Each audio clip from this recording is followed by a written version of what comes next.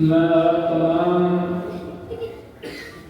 حفظ کی تکمیل کرنے والے قرآن پاک کی حفظ کی تکمیل کرنے والے بچوں، ان کے والدین، ان کے سرپرستوں اور ان پر محنت کرنے والے ان کے اساتذہ کرام،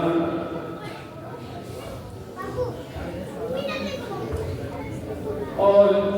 ان کے حفظ کے لیے اور ان کی تعلیم و تدریس کے لیے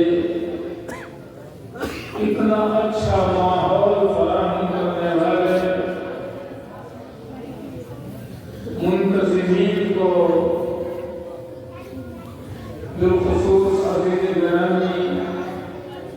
مولانا امان اللہ مستری، ان کے دستے راز اور ان کے بازو اور ان کی طاقت، یہ اساتذہ کرام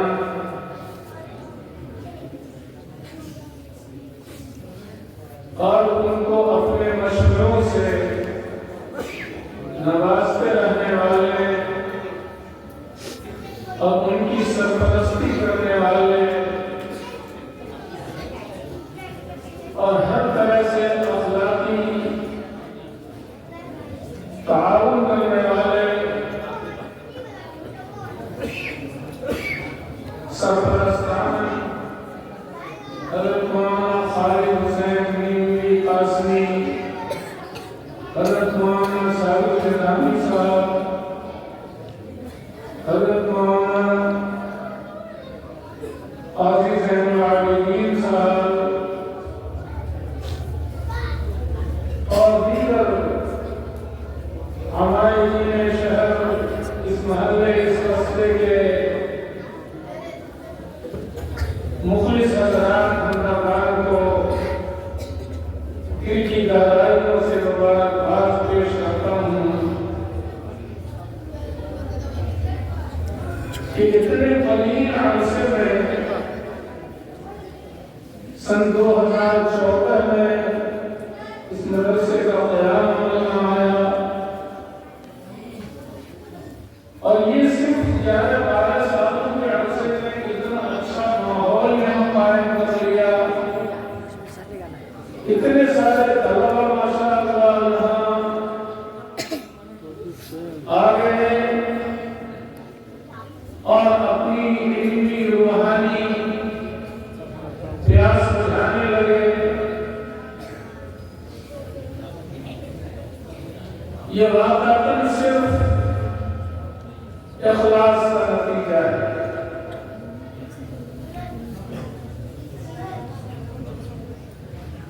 ورنہ اتنے دنوں میں عام طور پر کہاں ایسی خوبیاں پیدا ہوتی ہیں اور کہاں ایسے نتیجے غالب ہوتے ہیں۔ اللہ تبارک و تعالیٰ ان تمام حضرات کی عمروں میں برکت عطا فرمائے، اللہ انہیں حوصلہ عطا فرمائے، اور اس ادارے کو اللہ تعالیٰ خوب سے خوب ترقی عطا فرمائے، علاقے کے لیے، نوجوان کے لیے، پورے ضلع کے لیے، اطراف و اکناف کے لیے، پورے بہار کے لیے، بلکہ ہندوستان کی پیمانے پر اللہ تعالیٰ اس کو مینار نور بنائے اور علوم نبوت کو فیضان قرآن پاک کی تحریر و اشراق کا اس کو منبع اور سرچشمہ بنائے۔ یہ عزت افزائی جو آپ حضرات دیکھ رہے ہیں، میرے دوست اور میرے بزرگوں، اصل عزت یہی ہے۔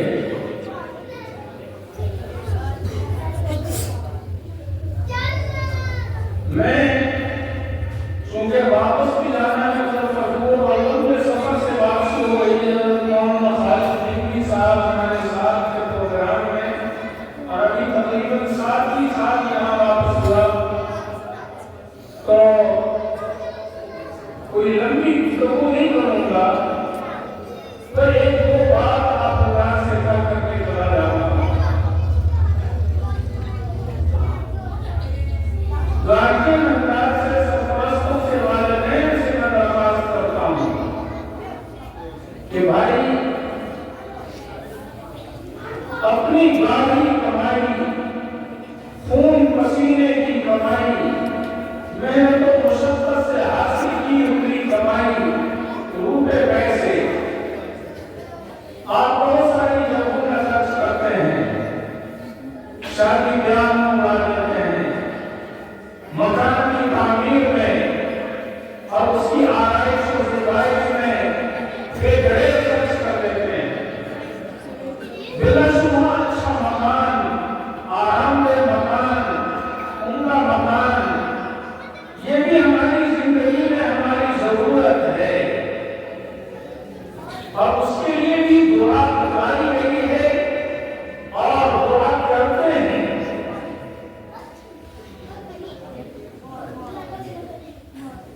لیکن میرے دوستوں، میرے بزرگوں، آپ کا سب سے قیمتی سرمایہ اور دین و دنیا میں، دنیا اور آخرت میں آپ کے کی کام آنے والی چیز، سب سے بہترین چیز آپ کے یہ دو نحال بچے، آپ اگر ان کے اوپر خرچ کریں گے تو خدا کی قسم آپ کا خرچ کیا ہوا سرمایہ کبھی ڈوبے گا نہیں اور کبھی آپ کو گھاٹے اور خسارے کا سودا نہیں بنائے گا، تو نہیں بنے گا. آپ وہاں کر کے اپنے بچوں کو داروگا بنا دیں، ایس پی بنا دیں، ڈی ایس پی بنا دیں، آپ اس کی تربیت کر کے اس کے اندر سیاسی شعور پیدا کر دیں، وہ ایم ایل اے بن جائے، ایم پی بن جائے، منسٹر بن جائے، اور جس ایم ایل اے اور ایم پی کے گرد چاپلوسوں کی بڑی ٹولی ہو، ہر وقت اس کی چاپلوسی کرتی رہے، اس کے آگے پیچھے کرتا رہے، لیکن اگلے الیکشن میں جب وہ ایم پی صاحب ہار گئے، ایم ایل اے صاحب ہار گئے، منسٹری چھین گئی، حکومت بدل گئی، تو اب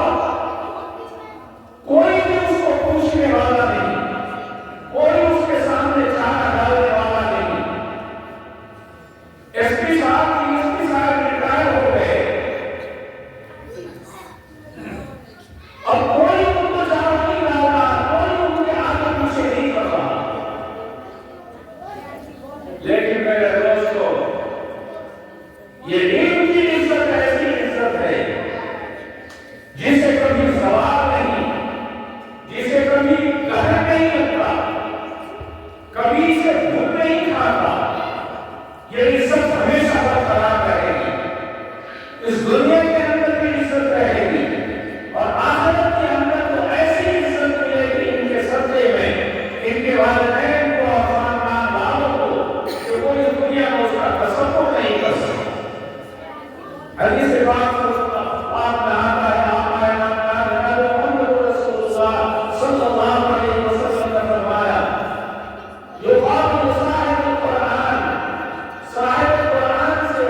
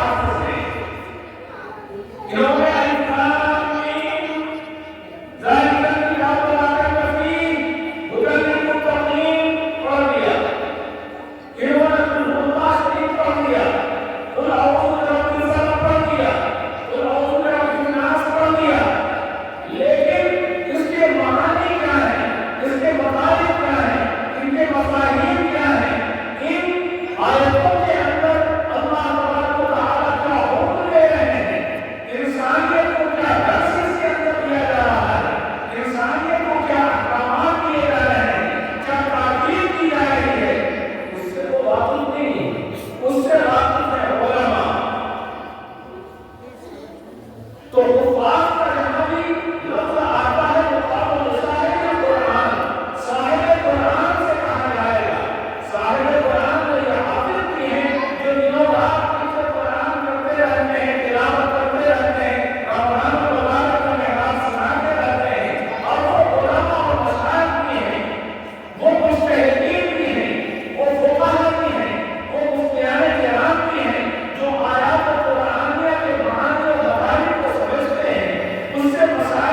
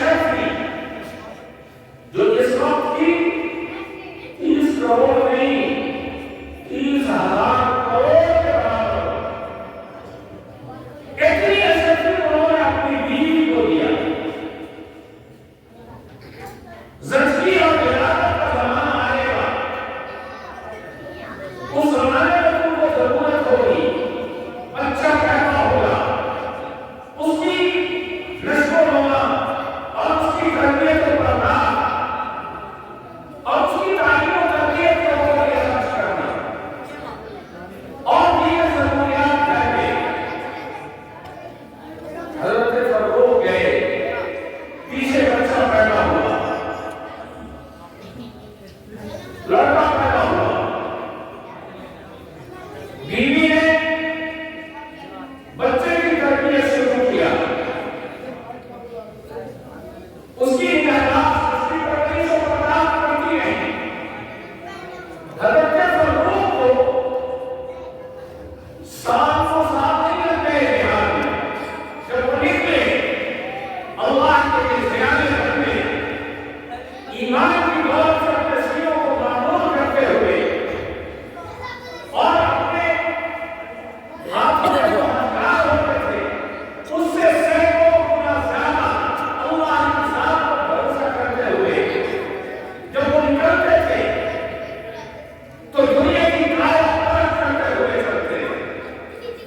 شہروں پہ شہر، ملکوں پہ ملک فتح ہو کے چلے گئے۔ حضرت فاروق کو واپسی کا موقع نہیں ملا کہ چلے گئے ہوگا، ایک دو سال نہیں 27 سال تک وہ مدینہ واپس نہیں آئے۔ اس 27 سال کے اندر مدینے کا نقشہ بدل گیا، گلیوں کے نشانات بدل گئے، مکانات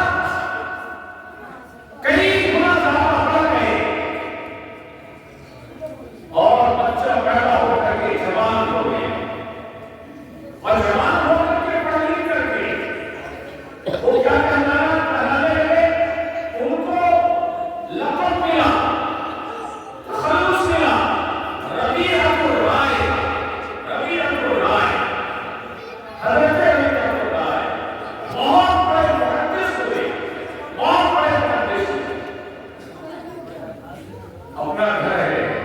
27 سال کے بعد ایک شخص اپنے گھوڑے پہ سوار واپس آتا ہے، اپنے مکان کو ڈھونڈتا ہے، کہاں ہے مکان، کچھ پتہ نہیں چل رہا ہے، سمجھ میں نہیں آ رہا، نشانات نہیں مل رہے ہیں، نشانات بکھرے ہوئے ہیں۔ بہت غور کرتے کرتے کرتے کرتے ایک مکان کے پاس پہنچ کر کے ان کو احساس ہوا میرا مکان یہی۔ اس کے دروازے پر دستک دی، اندر سے ایک نوجوان نکلا، کون ہو اور کیا چاہتے ہو؟ کہا تم کون ہو؟ میرے گھر میں تم کیا کر رہے ہو؟ نہ باپ نے بیٹے کو دیکھا تھا، اس کی ولادت سے پہلے چلا گیا، اور نہ بیٹے نے اپنے باپ کو دیکھا۔ شروع ہوتا سا ہونے لگا۔ حضرت امام مالک رحمۃ اللہ علیہ کو خبر ہوئی، وہ تشریف لائے، انہوں نے پہچان لیا کہ یہ ابو عبد الرحمن الفاروق، اور کچھ لوگوں کے شروع ہوا ہے جب حضرت فاروق نے فرمایا کہ یہ میرا گھر ہے، تم یہاں کیا کر رہے ہو؟ بہرحال اندر ان کی بیوی نے آواز کو پہچان لیا کہ یہ تو ربیعۃ الرائے کا بات ہے، یہ میرا شوہر ہے۔ فرمایا بیٹا یہ تو تمہارے ابا ہیں، بلایا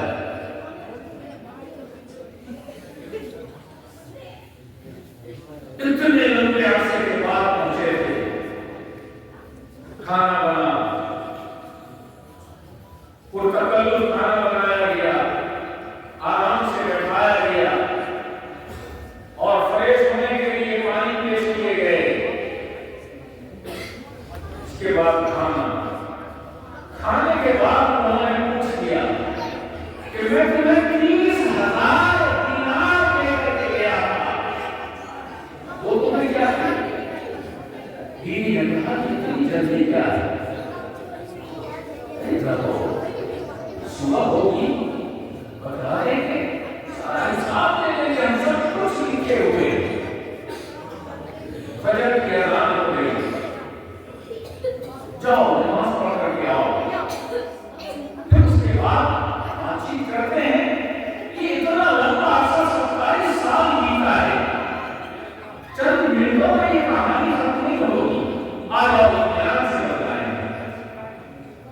حضرت فاروق پہنچے، فجر کی نماز ہوئی اور نماز کے بعد مسجد نبوی میں یہ جیسے یہ تپائی ہے لگی ہوئی اور یہ کرسی آپ حضرات نے لگایا ہے حضرات مقررین کے لیے، لا کر کے کرسی لگائی گئی یا مسند لگایا گیا، تخت لگایا گیا، اس پہ مسندیں ڈالی گئی کہ غور رکھیے، اور اس کے بعد ہزاروں طلبا جس میں جوان بھی ہیں، بوڑھے بھی ہیں، اندھیر بھی ہیں، کاغذ قلم لے کر کے سارے بیٹھ گئے اور اس مسند کے اوپر ایک شخص آ کر کے بیٹھا جس کے انداز سے جوانی لگ رہی تھی، ہمارا واقع ہوا ہے، رومال ڈالے ہوا ہے، چہرہ صاف نہیں نظر آ رہا ہے، اور یہ حضرت فاروق کی بینائی میں بھی کچھ کمی آ گئی ہے، کوتاہی آ گئی ہے، اور لمبی ہو گئی ہے، کم و بیش 60 سال کی عمر ہے، 27 سال کو گہرائی میں ہے، وہ بھی کنارے میں بیٹھ گئے۔ اس کے بعد وہ نوجوان جو بیٹھا ہوا ہے اس میں ایک رس پہ حدیث کا رس لے رہا ہے، وہ ایک ہاتھ سے روضہ رسول کی طرف اشارہ کرتا ہے اور کہتا ہے قال صاحب هذا القبر، قال صاحب هذا القبر، اس قبر والے نے فرمایا، اس قبر والے نے فرمایا، اس کے بعد وہ حدیث بیان کرتا ہے، افسانے شاگردوں کے بڑے محدثین ہیں، وہ کام سے اپنا قلم لکھتے جا رہے ہیں، حدیث کو لکھتے جا رہے ہیں۔ فاروق پوچھتے ہیں اپنے بازو والے سے یہ کون ہے؟ بازو والا کہتا ہے چچا تم نہیں پہچانتے اس کو، یہ کون ہے؟ وہ تو یہ سمجھ رہا ہے کہ فاروق گیا 27 سال سے واپس نہیں آیا، لڑکا گیا ہوگا، جہاد میں کام آ گیا ہوگا، شہید ہو گیا ہو، اس نے اس کو نہیں پہچانا۔ کہا کہ تم نہیں چچا آپ نہیں پہچانتے؟ ارے یہ ربیعۃ الرائے ہیں، یہ مدینے کے سب سے بڑے محدث ہیں، کون ہے، کس کا ہے؟ کہا کہ ارے ابو عبد الرحمن فاروق کا لڑکا ہے ربیعۃ الرائے۔ یہ رسالت، یہ مرتبہ، یہ احترام،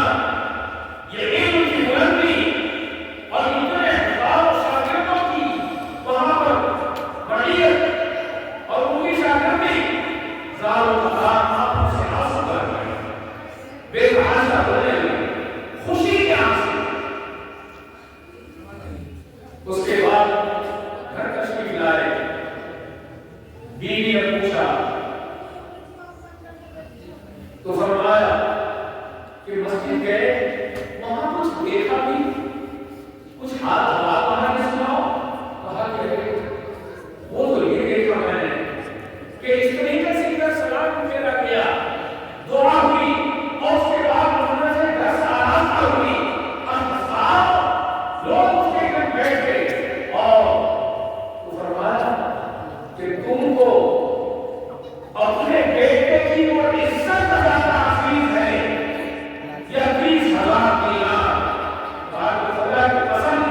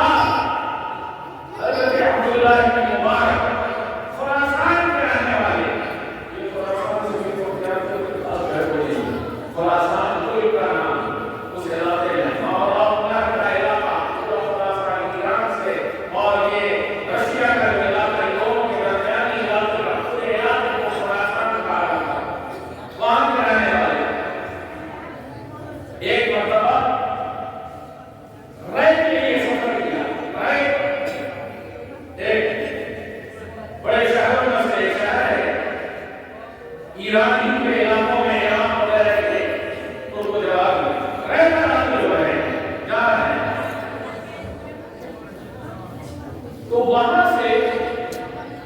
جب لوگ